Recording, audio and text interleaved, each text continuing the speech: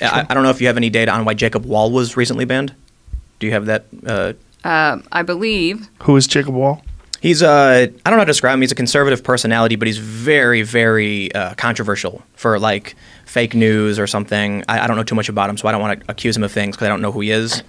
But he was in something where he tried accusing Mueller of like sexual assault, and it turned out to be like just completely fake, ridiculous. This is a gentleman that was in the USA Today article where he admitted that he had used tactics in the past to influence the election, and he will continue to do so using all of his channels. Yes. And so when we saw that report, our team looked at his account. We noticed there were multiple accounts tied to his account, so fake accounts that he had created that were discussing political issues and pretending to be other people from other perspectives. How do you find that out?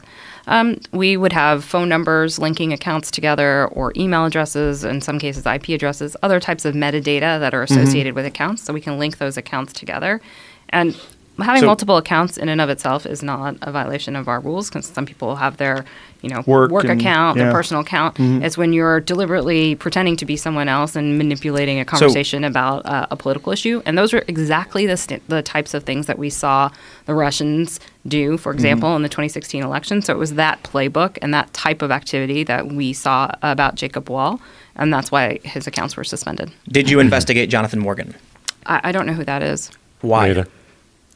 That's the important question. Why? I don't know who that is. Well, that's it might be that someone at Twitter investigated him. I personally don't know who that is. So one of the issues that I think is really important to get to is you should know who he is. He's more important than Jacob Wohl is. But for some reason, you know about this conservative guy and not the Democrat who helped meddle in the Alabama election. Well, so Jonathan, according to the New York, a sheer volume that they have to pay attention to. In all fairness. Right. But it's about grains of sand making a heap in the flow of a direction where we can see Jacob Wohl has said he's done this. So you're like, we're going to investigate. We ban him.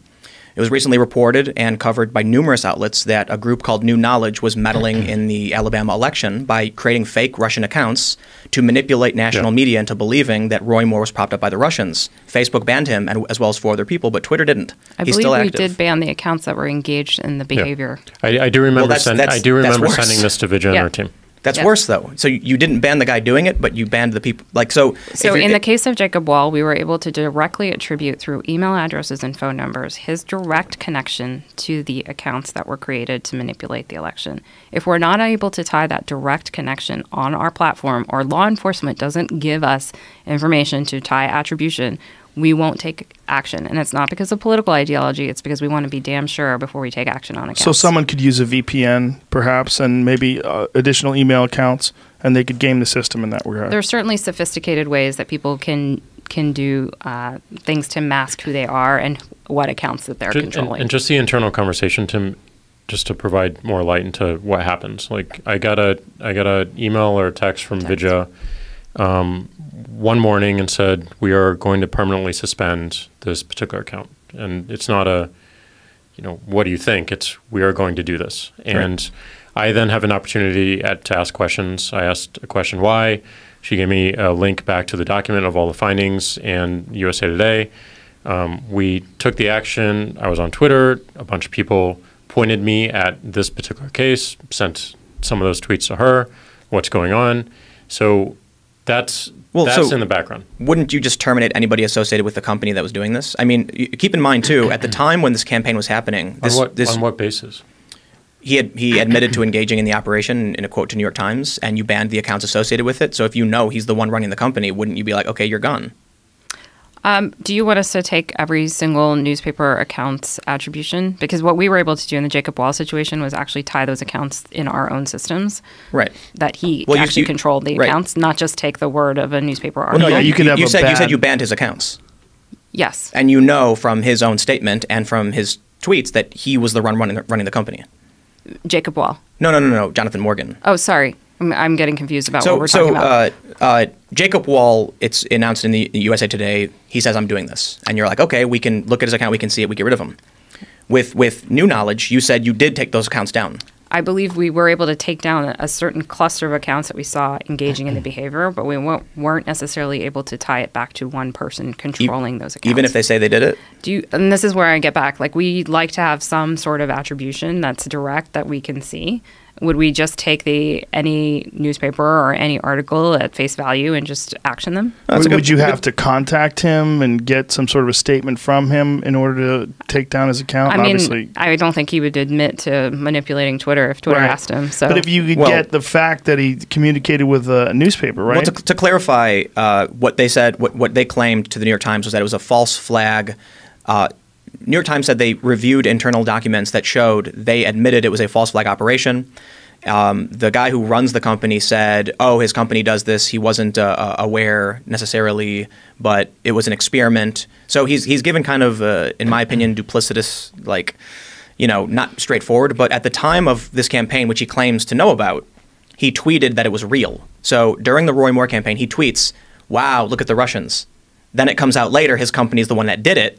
So you're kind of like, oh, so this guy was propping up his own fake news, right? Then when they get busted, he goes, oh, no, it's just my company doing an experiment. But you tweeted it was real. Experiment. You used your verified Twitter account to push the fake narrative your company was pumping on this platform. And so the point I want to make, I guess, is... It sounds like we need to take a closer look at this one. Ban him. Bring back Morgan Murphy. Well, Megan Murphy. Megan Murphy. Sorry. Morgan Murphy's a friend of mine. Sorry, Morgan. So this is, I haven't read the story. It's been like 2 months since the story broke. So I could have my, I don't want to get sued and have my facts wrong. But the reason I bring this up was not to accuse you of wrongdoing, was to point out that I don't think that the people who work at Twitter are twirling their mustaches, laughing, pressing the ban button whenever they see a conservative. I think it's just there's a bias that's unintentional that flows in one direction. So you see the news about Jacob Wohl, and I think there's a reason for it too. There's a couple reasons. For one, your staff is likely you've mentioned more likely to lean left and look at certain sources. So you're going to hear about more things more often and take action on those things as opposed to the other side of the coin.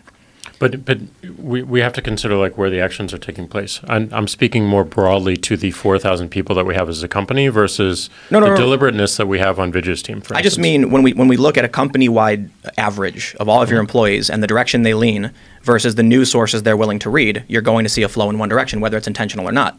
And so I think the challenge is... But we don't generally rely on news sources to find manipulation of our platform. We're looking at what we're seeing, the signals we can see. And once in a while, we will get tipped off to something. But like for the most part, when we're looking at manipulation, it's not like the New York Times can tell us like what's going on the platform. We're the ones that have the metadata about accounts. We're the ones that can see patterns of behavior at scale. But I hear your point. I knew one name and I didn't know another name. And it was because Vidya said, we're permanently banning this account. And... yes, we didn't have the same sort of findings in the other particular account, which I got feedback on, passed to her, and we didn't find what we needed to find. But to be clear, the team had taken action on those stuff months ago when it actually had happened. Got it. Yeah.